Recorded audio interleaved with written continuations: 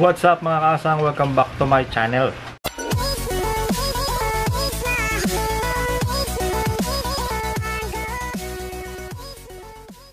So ayan, kamusta na kayo dyan? Medyo na-extend yung ating quarantine. So hindi pa rin tayo makakalabas hanggang ngayon. Hindi pa rin tayo makakapag-pet shop o Optima. Tapos ayun, ano nga bang topic natin ngayon? Nabasa ko kasi sa mga comments natin, marami nagtatanong kung yun nga, kung magkano yung nagastos ko sa Arowana tank na to, or kung magkano yung kailangan nilang budget para makapag-alaga ng Arowana. So yun nga, no, pag-usapan natin ngayon guys yun, kasi hindi naman talaga abot kaya kung mag-aalaga ka ng Arowana, kasi syempre kailangan mo malaking isda kasi yan eh. So kailangan mo ng malaking tank, malaking filtration, lahat malaki kasi nga malaki yung tank mo tsaka yung isda mo mismo malaki. So pag-usapan natin kung magkano yung nagastos ko dito sa tank na to, isa-isay natin yan guys. Sabihin ko sa inyo kung magkano yung mga presyo ng mga pinaglalagay ko dito sa Arowana tank ko na to. Pero bago tayo magsimula guys, gusto ko lang din malaman nyo, lalo na yung mga baguhan dyan, yung sa pag-aalaga kasi ng isda, pare-pares lang naman yan eh. Kung ano yung pangangailangan ng mga maliliit na isda, yun din naman yung pangangailangan ng mga monster fish natin o yung mga malalaki nating isda. Ang pinagkaiba lang kasi nila guys, syempre malaki yung isda mo, kailangan malaki yung lalagyan mo. So doon nagbabago yung presyo nun guys. Kaya kung sakali mang mag-aalaga kayo ng kung ano man, kailangan alam nyo yung budget nyo, kasi may limit lahat yan. Hindi pwedeng bumili ka ng Arowana, ilalagay mo sa 20 gallon na tank.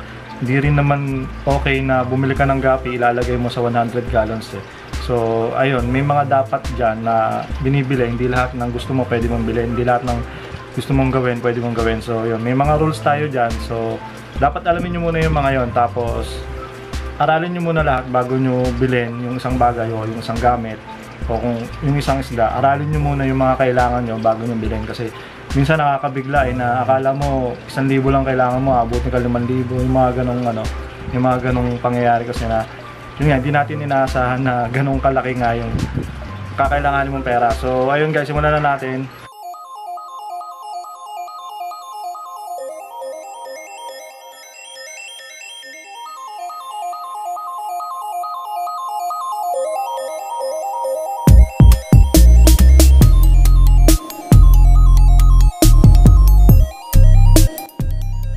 So yun guys, pag-usapan natin itong tank na to, 75 gallons yan.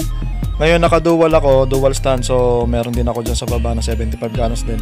Pero itong taas na to pag-usapan natin, tsaka yung filtration na yan, kung magkano lahat ng nagastos ko dyan. So itong tank na to guys, 75 gallons nga siya, ang haba niya is 4 feet.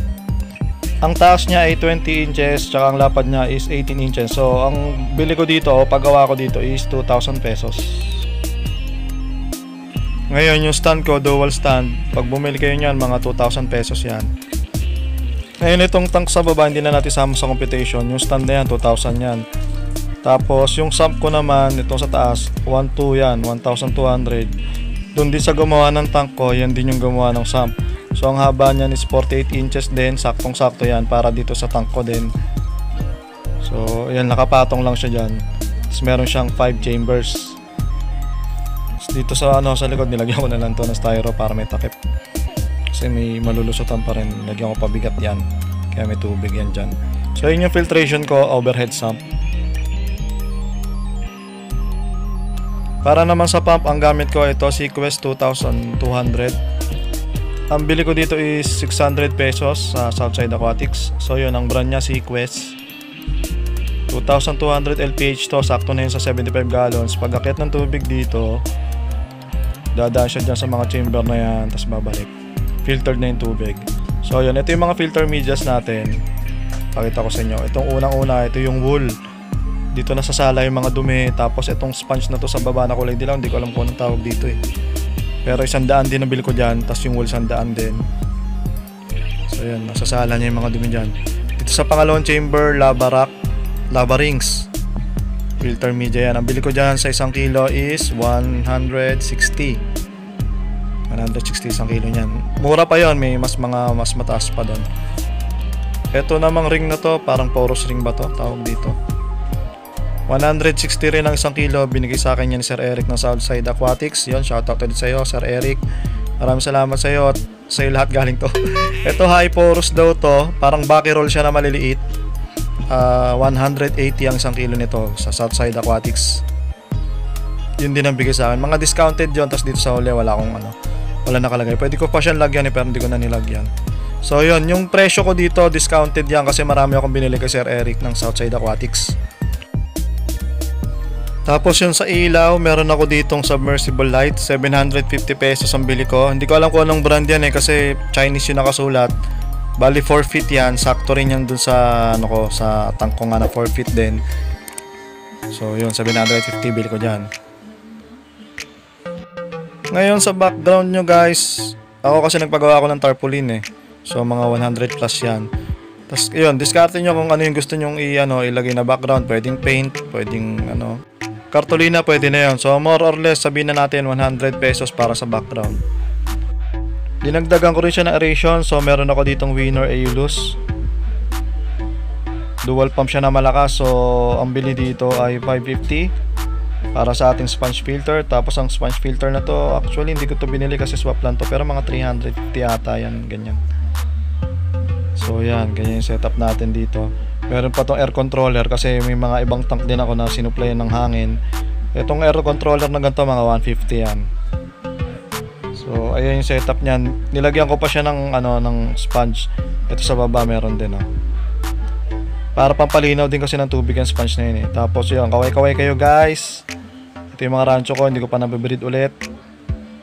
Papakit lang sila ngayon dyan sa camera. Puro pakit lang sila, puro lamon lang sila. Hindi pa sila nagpapakita ng sign ng breeding. So hindi ko pa sila binibreed. Siguro dahil kasi magkakasama sila dito, kaya hindi sila nag-iinit. Kasi lagi sila may kasamang female. So hindi ko pa nabreed ulit yan. So yun, may mga additional tayo. Itong heater na to hindi naman talaga kailangan to, pero naglagay din ako. Ang bili ko dito is 450. Kaya kung makikita nyo, nakaset yung heater ko sa 28. Kaya kita nyo ba? 28 yan. So hindi bumubukas yan ngayon. Kasi ang temperature ng tubig ko dito sa labas 32 yan. Teka lang, medyo blurry pero yan 32 yan, nasa thermometer. So kung sa gabi man 30 din, hindi rin umabot ng 28. So hindi talaga bumubukas yung heater ko. Pero yun nga, nilagay ko pa rin para kung sakaling lumamig, at least makokontrol natin yung init, di ba? Ngayon kasi summer so 30 to 32 yung tubig nito, yung warm ng water niya. So ayun guys yung yung pinaka setup ko.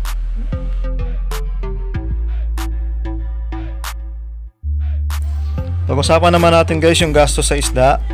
Itong arawana ko HBRTG from Shanlon Farm. Ang bigay sa akin dito is 6,800. So ayan, may certificate siya dyan, patunay na mahal yan. Actually hindi pa yan masyadong mahal may mas mahal pa talaga dyan yung mga super high back tsaka yung cross back, yun yung mas mahal pero yung sa akin high back, okay na yun sa akin kasi kung tutusin, mabigat na rin sa bulsa yung 6,800 para sa isda. Sa mga katulad natin dukha, di ba mahal na. So ayan, meron din siyang RFT dito na kasama. 1,200 to sa Southside Aquatics. Ayan, tagakain natin ng yan, ng mga dumi. Ito si Tito Vic and Joey. Itong stripe na to 800, itong red hook na to 800 din yan. Medyo may kamahalan din yan. Tapos ito silver dollar lang 150. So ayan ang mga presyo nila Tito Vic and Joey dyan. Tapos itong buy share natin na albino, hindi ko alam kung magkano kasi swap lang to. Siguro mga 500 yata to, wala pang 500. So yun, swap lang kasi to guys kaya hindi ko alam kung magkano yung presyo ng albino bite share natin So yun guys yung mga gastos ko sa tank na to. Ang tank 2,000 pesos, yung sump 1,200, yung stand 2,000 pesos, yung pump 600, yung wool natin na filter media is 100, yung sponge 100, lava ring 160, yung white na parang ring din na Pritos ring 160 rin per kilo yon. Tapos yung high porous 180 per kilo. Yung lights natin 750. Tapos yung additional nga natin na heater 450. Yung Winner Aeolus air pump natin 550. Yung sponge filter natin 350. Yung air controller natin 150. Tapos yung hose natin siguro mga 100. Tapos ayun may nagpaparamdam sa akin dito. Ayan na yung update ko sa ibon. Nag-hatch na siya. Tapos yan, may mga inakay na naman tayo dyan. Dalawa yung nakikita ko inakay dito guys. So Di ko alam kung anong gagawin ko dito. Wala, nandyan lang. Hinahayaan ko lang sila dyan. Nagugutom mo. Pag may gumagalaw sa kanila, lumalabas yung ulo nila. Kasi akala nila yung ano yon, yung nanay nila yon. So yun, hayaan na natin sila dyan. So ito nga yung gastos natin dito sa tank.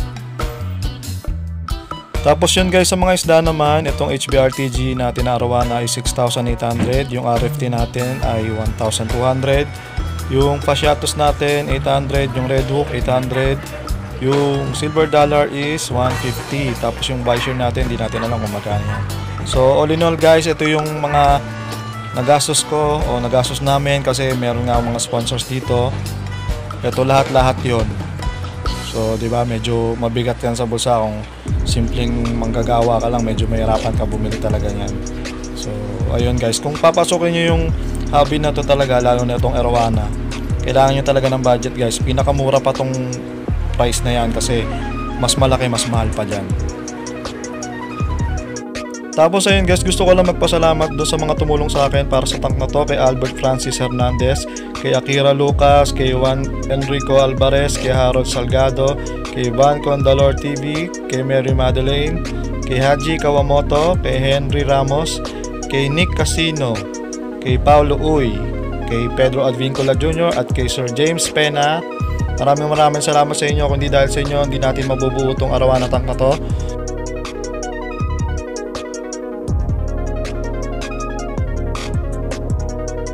So yun guys, no, marami nagsasabi medyo maliit tong tank ko para sa Arowana.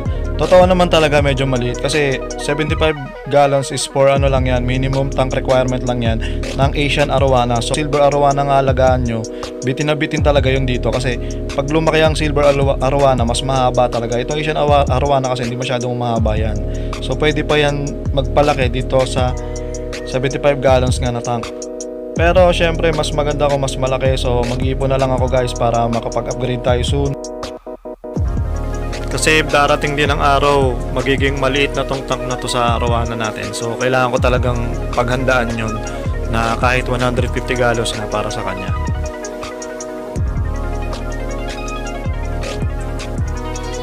So yun guys, so sana nabigyan ko kayo ng idea sa mga kailangan yung gastusin o kung ano man yung kailangan nyo ilagay para sa Arowana tank kung sakaling mag-aalaga nga kayo ng Arowana. Tapos ayun guys, depende naman kasi yung gastos, depende sa inyo yun kung lalagyan nyo ng kung ano-ano yan, kung pwede kayong magdagdag, pwede kayong magbawas, depende sa inyo kung anong gusto nyo setup kasi kung may design o wala, kagaya nito bare bottom tank lang.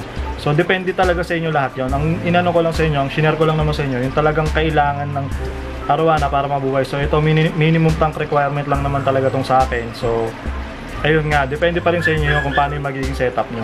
So ayun guys, no, kung may mga katanungan pa kayo, baka alam natin yan, pag-usapan na lang natin sa comment lang kayo sa baba. Tapos yun, pag-usapan natin kung ano nga yung mga katanungan nyo na yan, kung ano yung share ko sa inyo, kung alam ko man yung sagot.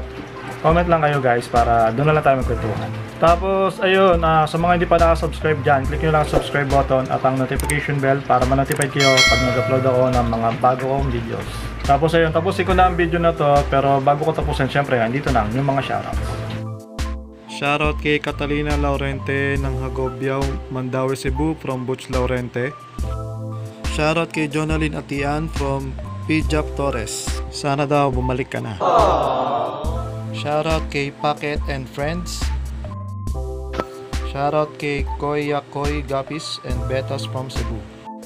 Kay Jack Anthony Sarkinya, shoutout sa'yo. Isang malaking shoutout kay Dab Wins.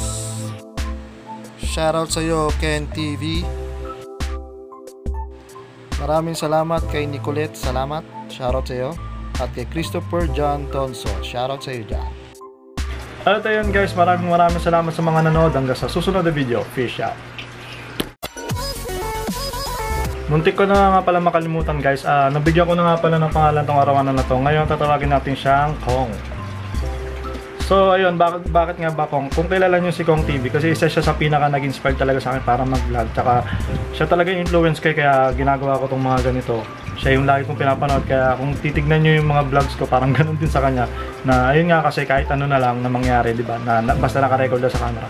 Parang ganun lang din kasi ako, hindi talaga ako nagsusulat talaga, hindi talaga ako nag-iisip ng mga script na ganyan. So ayun, dahil isa siya sa mga idol ko talaga sa pag-vlog, sa kanya ko ipapangalan tong isda na to. So ngayon, tatawagin natin siyang kong The Arowana. So ayun guys, yun lang naman, gusto ko lang naman i-share sa inyo. Tapos ayun guys, nilagay ko talaga sa dulo ng video yung itong clip na to kasi nga gusto ko rin malaman sa inyo kung sino yung talagang nanonood hanggang dulo. So dahil kayo yung mga nandito pa rin hanggang sa dulo, kayo yung unang makakalam kung ano yung pangalan nga talaga nitong Arowana natin. So ayun guys, putulin ko na ulit. Fish out.